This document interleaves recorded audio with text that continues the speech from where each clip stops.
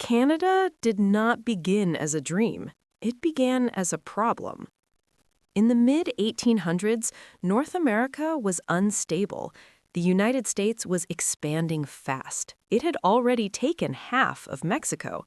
It was pushing west, buying land, fighting wars, and absorbing territory. To the people living north of the border, the message was clear. If you were weak, you disappeared. At the same time, Britain was tired. It had colonies scattered across the world, and North America was expensive to defend. After the War of 1812, Britain realized it could not keep sending soldiers forever to protect a thin strip of land above the United States. So the question became simple.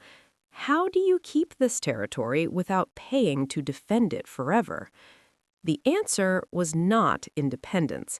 It was consolidation.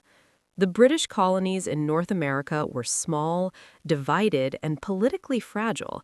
There was Upper Canada, Lower Canada, New Brunswick, Nova Scotia, Prince Edward Island, and Newfoundland. None of them were strong enough alone. Together, they might be. So Britain encouraged them to merge into a single country that could defend itself. But defense was only part of the story. There was also economics. The colonies depended heavily on trade with the United States. When that trade agreement collapsed in the mid-1860s, their economies were suddenly exposed. They needed a new way to move goods and build wealth without relying on their southern neighbor. That meant railways. A massive transportation network could tie the colonies together from east to west. It would let goods move inside the country instead of through the United States. But no single colony could afford to build it. Only a united government could. Then there was internal chaos. In what is now Quebec and Ontario, the political system was breaking down. French-speaking and English-speaking populations were locked in constant deadlock. Nothing could get passed. Government had become dysfunctional. A new system was needed, a new constitution, a new balance of power. Confederation offered that.